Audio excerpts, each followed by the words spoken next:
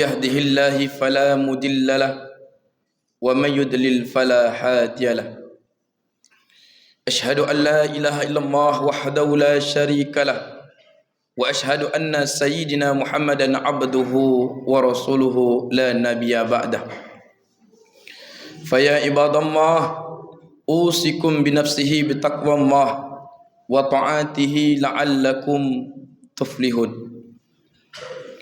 فقال الله تعالى في القرآن الكريم: أعوذ بالله من الشيطان الرجيم بسم الله الرحمن الرحيم. يا أيها الذين آمنوا اتقوا الله حق تقاته ولا تموتن إلا وأنتم مسلمون. Sadaqallahul azim. Hadirin sidang salat Jumat yang dirahmati dan dimuliakan oleh Allah Subhanahu wa taala. Pertama-tama dan paling utama, marilah kita bersyukur kehadirat Allah Subhanahu wa taala. Alhamdulillah, Allah telah menghidupkan kita dan telah memberikan kita kehidupan. Pada kesempatan yang berbahagia ini, Allah masih sayang kepada kita. Diberikan kesehatan, kekuatan, kesempatan bisa melaksanakan salat Jumat berjamaah.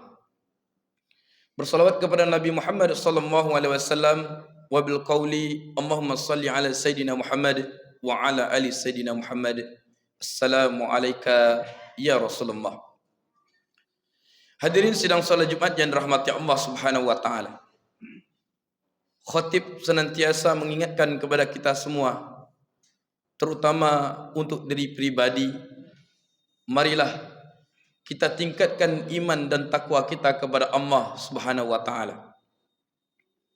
Karena kunci kebahagiaan dunia dan akhirat terletak pada ketakwaan kita kepada Allah Subhanahu wa taala. Wa may yattaqillaha yaj'al lahu makhraja warzuqhu min haitsu la yahtasib. Barang siapa bertakwa kepada Allah, maka akan Allah mudahkan segala urusannya, baik urusan dunia maupun urusan akhirat, dan akan Allah berikan rezeki dari sesuatu yang tidak kita duga. Quran surah At-Talaq ayat 3 dan 4.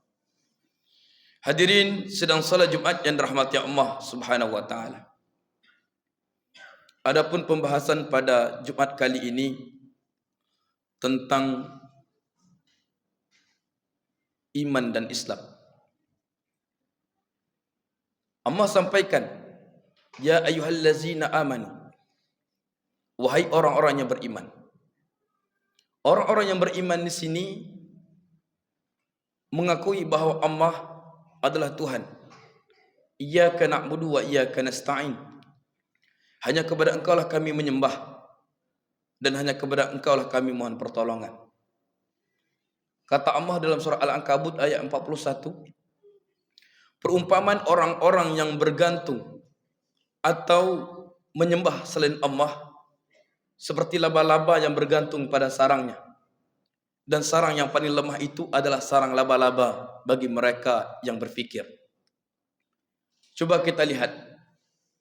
Laba-laba berlindung dari hujan, kena hujan. Dan bahkan laba-laba tidak bergantung pada sarangnya, sembunyi di bawah daun. Ketika datang panas yang terik, dia pun tidak berlindung dari sarangnya. Dia berharap dengan sarangnya ia bisa makan dan minum. Akhirnya ada berapa laba-laba yang mati bergantungan di sarangnya. Begitu pula dengan orang-orang yang menyembah atau bergantung kepada selain Allah Subhanahu wa taala. Bergantung kepada manusia. Manusia ini banyak bohongnya, banyak bengaknya. Bergantung kepada berhala, patung dan segala macamnya. Sesembahan selain Allah Subhanahu wa taala. Ketika datang bencana, hujan, banjir, kemudian gempa bumi, longsor, berhala itu tidak akan bisa membantunya. Bahkan berhala itu hancur lebur dan tak bisa membantu manusia yang menyembahnya. Iman adalah yakin bahwa tiada ilah, tiada Tuhan melainkan Allah Subhanahu wa taala. Inilah Tuhan yang memberikan kita kehidupan, yang telah menghidupkan kita. Di dalam rahim kita tak punya apa-apa. Tak punya mata, tak punya telinga, tak punya hidung, tak punya mulut, tak punya tangan, tak punya kaki. Akan tetapi Allah ciptakan dengan maha kuasanya. Dengan panca indera inilah kita bisa beribadah kepadanya.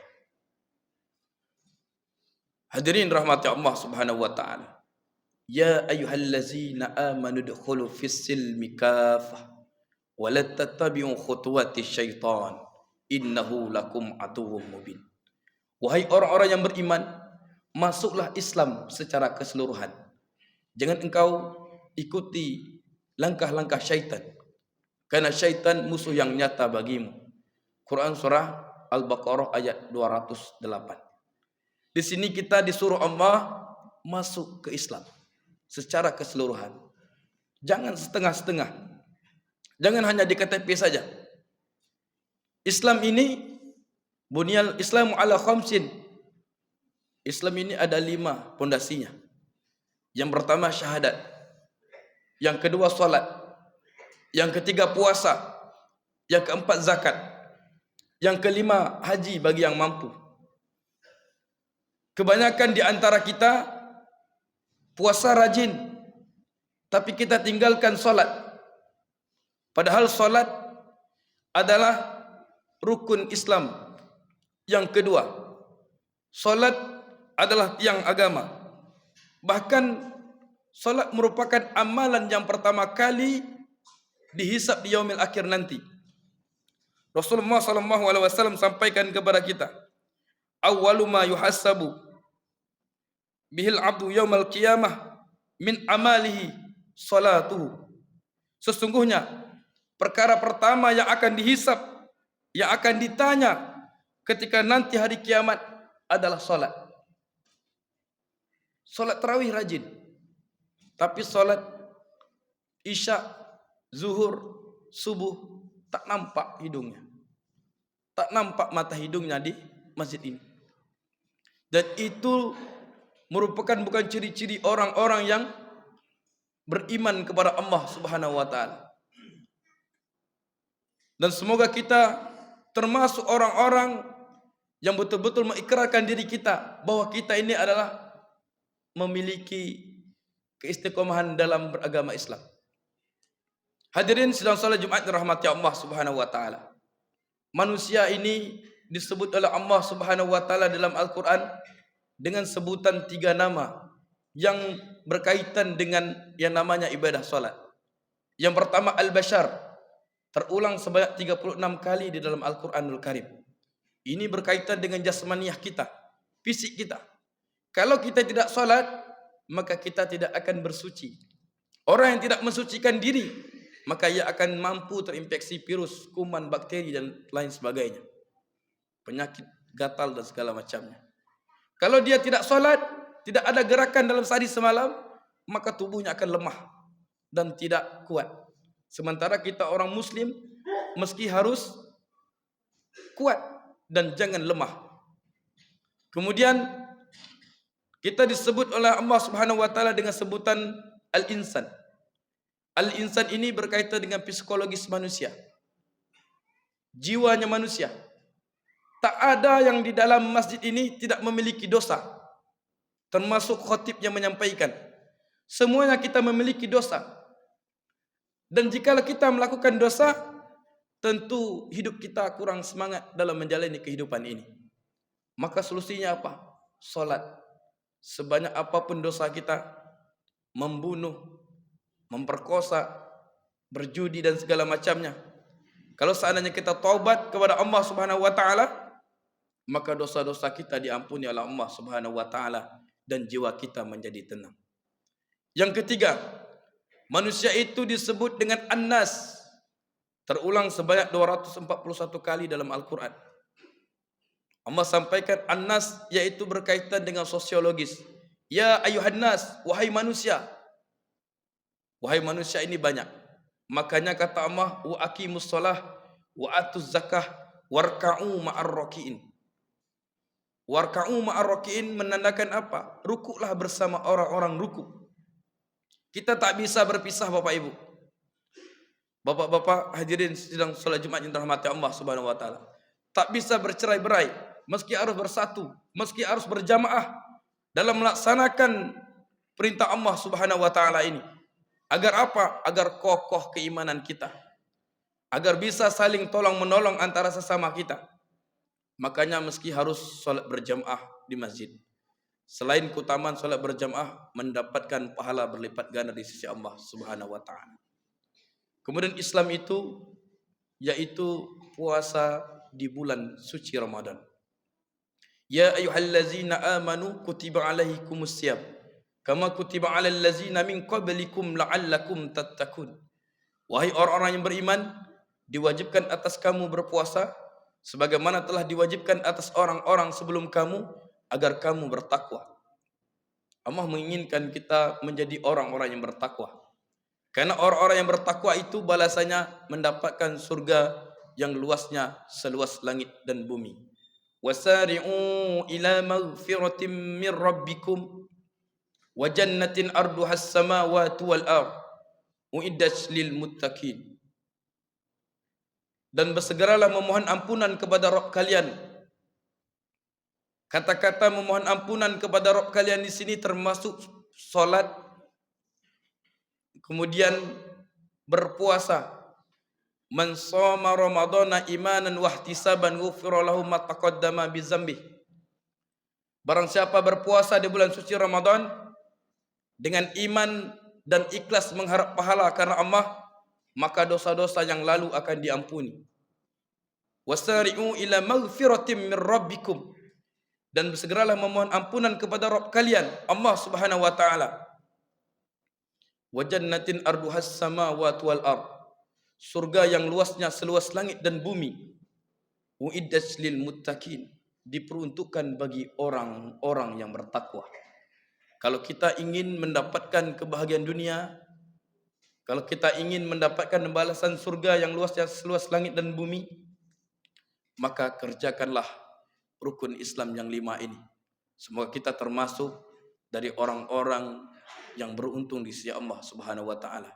Dan begitu pula dengan keluarga kita, menjadi keluarga yang beriman, bertakwa kepada Allah Subhanahu wa taala, mendapatkan balasan surga yang luasnya seluas langit dan bumi. Fa'tabil ulil absar la'allakum turhamun.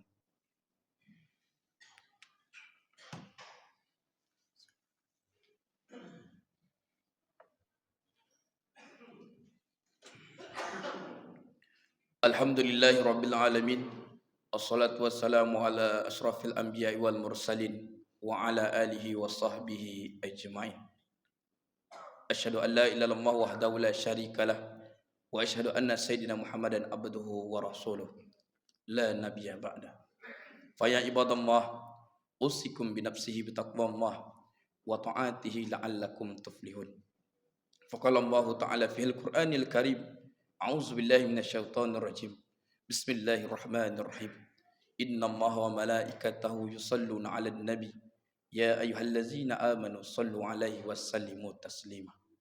Allahumma salli 'ala sayyidina Muhammad wa 'ala ali sayyidina Muhammad kama shallaita 'ala sayyidina Ibrahim wa 'ala ali sayyidina Ibrahim wa barik 'ala sayyidina Muhammad wa 'ala ali Muhammad kama barakta 'ala sayyidina Ibrahim wa 'ala ali sayyidina Ibrahim fil 'alamin innaka Hamidum Majid.